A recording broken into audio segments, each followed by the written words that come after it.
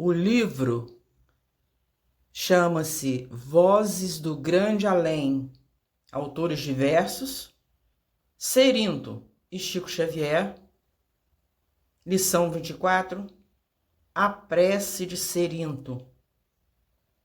Quantos venham a ler a mensagem constante deste capítulo, de certo nem de longe experimentarão a surpresa de nosso grupo, em cuja intimidade Cerinto, o amigo espiritual que Nula transmitiu, caminhou pouco a pouco da sombra para a luz. A princípio, era um espírito atrabiliário e revoltado, chegando mesmo a orientar vastas falanges de irmãos conturbados e infelizes, ainda inquisitados na ignorância. Discutia cebadamente, criticava, blasfemava. De nossos entendimentos difíceis, manda a caridade, nos detenhamos no silêncio preciso. Surgiu, porém, o dia em que a influência de nossos benfeitores espirituais se revelou plenamente vitoriosa. Cerinto modificou-se e transferiu-se de plano mental, marchando agora ao nosso lado, sedento de renovação e luz como nós mesmos. Foi por isso, com imensa alegria, que lhe registramos a comovente rogativa por ele pronunciada em nossa reunião da noite de 24 de novembro de 1955. Senhor de infinita bondade, no santuário da oração, marco renovador do meu caminho, não te peço por mim, espírito endividado, para quem reservastes os tribunais de tua excelsa justiça. A tua compaixão é como se for o orvalho da esperança em minha noite moral, e isso basta ao revel pecador que tenho sido. Não te peço, Senhor, pelos que choram, clamo por teu amor, a benefício dos que fazem as lágrimas. Não te venho pedir pelos que padecem, suplico-te a bênção para todos aqueles que provocam o sofrimento.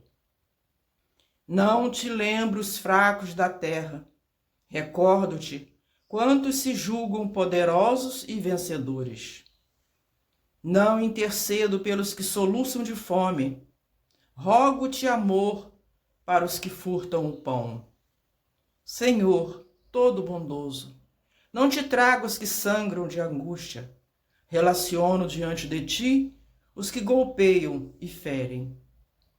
Não te peço pelos que sofrem injustiças, rogo-te pelos empreiteiros do crime. Não te apresento os desprotegidos da sorte, sugiro teu amparo aos que estendem a aflição e a miséria. Não te imploro mercê para as almas traídas, exoro-te o socorro para os que te tecem os fios envenenados da ingratidão. Pai compassivo, estende as mãos sobre os que vagueiam nas trevas. Anula o pensamento insensato, cerra os lábios que induzem a tentação. Paralisa os braços que apedrejam, detém os passos daqueles que distribuem a morte. Ajuda-nos a todos nós, os filhos do erro, porque somos assim, ó Deus piedoso e justo. Poderemos edificar o paraíso do bem com todos aqueles que já te compreendem e obedecem, extinguindo o inferno daqueles que, como nós, se atiraram desprevenidos aos insanos torvelinhos do mal.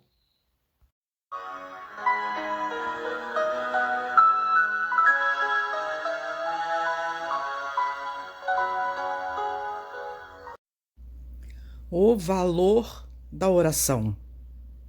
E orando, não useis de vãs repetições, como gentios que pensam que, por muito falarem, serão ouvidos.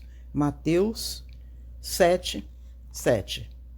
Interrogado, certa vez, pelos seus discípulos, a respeito da prática das oferendas, sacrifícios, rituais e orações demoradas que se faziam naquela época, Jesus respondeu o seguinte: todas essas práticas são lícitas, de acordo com a lei mosaica, mas antes de qualquer sacrifício, de qualquer oferenda ou oração, vai primeiro à casa do seu adversário e reconcilia-te com ele, porque apraz muito mais a Deus a sua reconciliação do que a prática de todas essas atividades.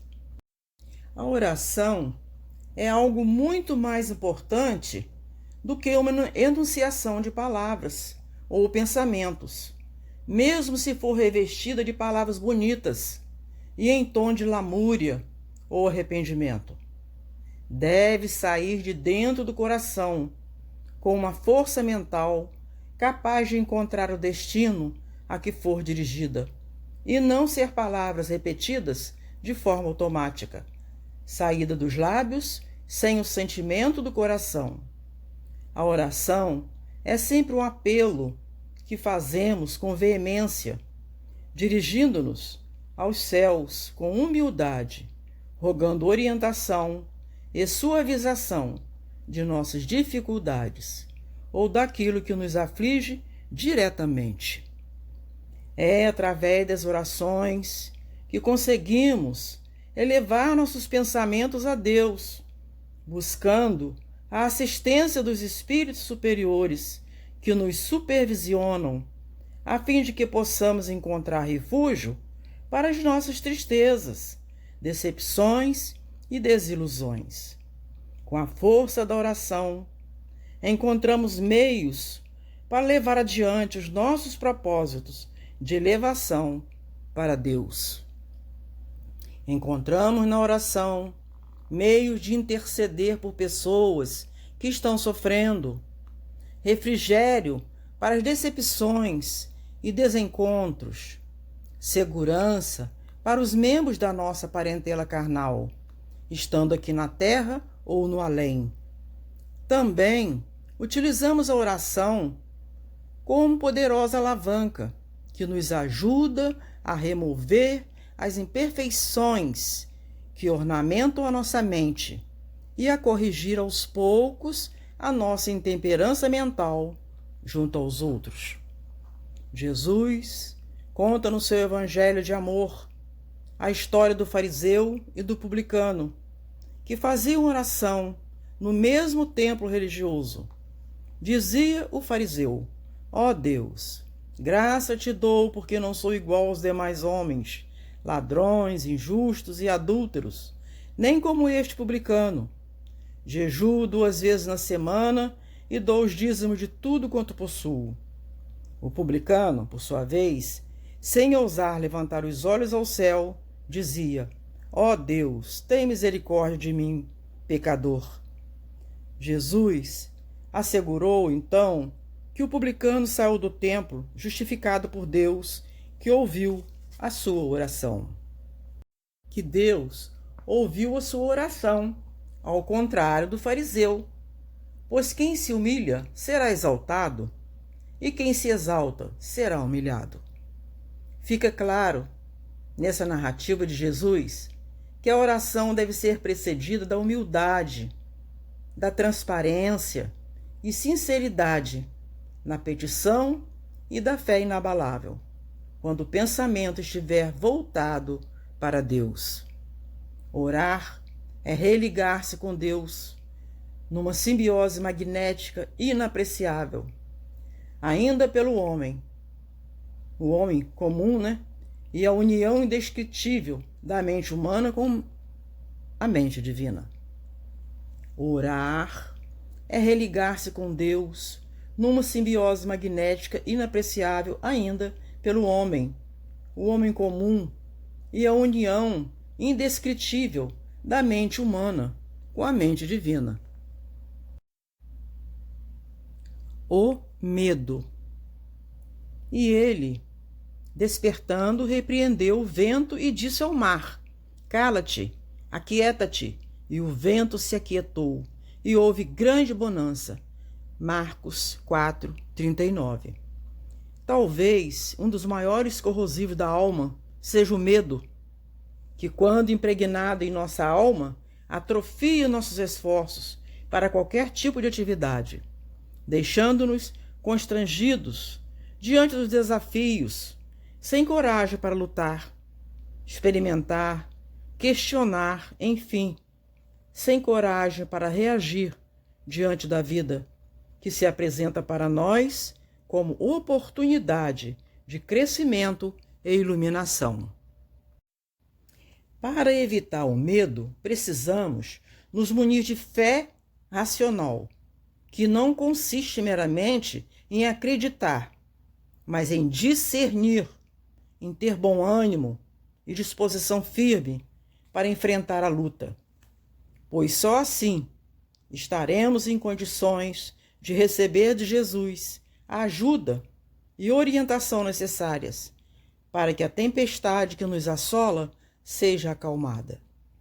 O medo, na realidade, é um estado mórbido da alma, que inibe e desestimula qualquer ação altruística, porque o ser humano que o retém julga-se pequeno, incapaz e impotente diante da vida, e qualquer acidente de percurso o amedronta, deixando-o triste e acabrunhado, sem condições de reagir ao menor obstáculo, impondo a si mesmo uma fragilidade máxima, que geralmente culmina na incerteza e no pavor. Durante um passeio de barco com os seus discípulos, Jesus pôde sentir o medo dos amigos diante da tempestade em alto mar e os advertiu com as seguintes palavras: Homens de pouca fé, até quando estarei convosco? Se tiverdes fé, dizei para aquela montanha se transportar, e ela se transportará. Em seguida, orou, e o mar se acalmou, como também a tempestade, deixando todos aliviados. No seu evangelho de amor, estão inseridas frases que estimulam a erradicação do medo dos nossos corações. Vinde a mim, todos aqueles que estão cansados e oprimidos, e eu vos aliviarei. Jesus chama para si a responsabilidade de aliviar nossas dores e sofrimentos, dando-nos confiança para continuar nossa jornada a caminho da luz. De outra feita, Jesus diz: buscai antes o reino de Deus, e todas as outras coisas vos serão acrescentadas. Nessa assertiva, Jesus nos deixa entender claramente que não é proibido possuir bens materiais, mas que é necessário ter uma estrutura religiosa forte, a fim de sabermos administrar os bens temporários que passam pelas nossas mãos. Jesus também determina: bem-aventurados aqueles que sofrem, porque serão consolados. Nessa frase, o mestre quer dizer que os nossos sofrimentos e dores são temporários, têm duração efêmera e, quando suportados com galhardia, sem medo, produzem frutos de paz, alegria e felicidade. Os bens temporários da terra. E disse Pedro: não tenho prata nem ouro, mas o que tenho, isso te dou. Em nome de Jesus Cristo, o Nazareno, levanta-te e anda. Está em Atos 3:6. Os apóstolos de Jesus, seguindo a recomendação do Mestre, não carregavam dinheiro nem objetos de valor temporário e não tinham condições de dar esmolas no campo material, mas, utilizando o magnetismo de Jesus, havia passado para eles. Curavam as pessoas que os procuravam, num ato de caridade tão nobre quanto a beneficência. E a beneficência material. Exatamente por isso, Pedro afirmara para o entrevado que pedia esmola à porta do templo em Jerusalém: não tenho prata nem ouro, mas o que tenho, isso te dou. Em nome de Jesus Cristo, o Nazareno, levanta-te e anda. E de imediato o enfermo levantou-se e passou a seguir os apóstolos do Cristo. A caridade pode ser exercitada em todos os campos da vida, principalmente diante do sofrimento dos outros, nos momentos em que a dor do vizinho nos sensibiliza, mobilizando-nos a atenuá-la, em especial quando ocorrem grandes acidentes ou desastres naturais, provocando uma arregimentação coletiva em favor dos atingidos. Isso demonstrando que já nos conscientizamos sobre a nossa responsabilidade em relação ao próximo. O egoísmo desenfreado, que ainda nos envolve, nos leva a pensar sempre em nós próprios. O egoísmo desenfreado, que ainda nos envolve, nos leva a pensar sempre em nós próprios, carreando todos os recursos para o nosso grupo familiar, sem pensar nos outros que caminham paralelamente. Muitas vezes ocupando o mesmo espaço físico, e que sem eles a nossa evolução estaria comprometida, pois não teríamos matéria-prima para trabalhar. Os recursos financeiros que chegam até nós são saudáveis, desde que bem empregados.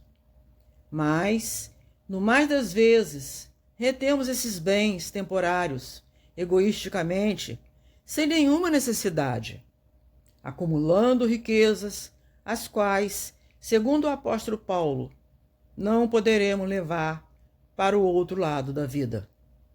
Ao contrário dos laços fraternos e de amizade, que se transformam em bênçãos divinas, a nos envolver com luz, paz e felicidade, depois que atravessarmos as águas enigmáticas do Rio da Morte. Esses impulsos no campo da caridade alcançam nível internacional nos últimos anos, com a criação de organismos de combate à miséria e à fome, assistência a povos menos evoluídos ou primitivos, estendendo direitos a todas as pessoas, num abraço fraterno de irmãos para irmãos, enobrecendo a personalidade humana e diminuindo o sofrimento de milhares de pessoas no mundo todo. A doutrina espírita recomenda, em seus preceitos doutrinários, a prática ampla da caridade, incluindo entre os mais necessitados os equivocados de todo tipo, por se tratarem de enfermos da alma, carentes principalmente de evangelização. Isso a fim de que possam retomar ao caminho correto da vida, após passar por uma catarse, a qual, em muitos casos, inclui dores e sofrimentos, que certamente serão minimizados se os devedores da retaguarda tiverem o conhecimento das leis divinas que regem a vida cósmica. Essas palavras e reflexões são do livro Encontro com Jesus, de Djalma Santos. Muito bom livro. Boa reflexão para todos.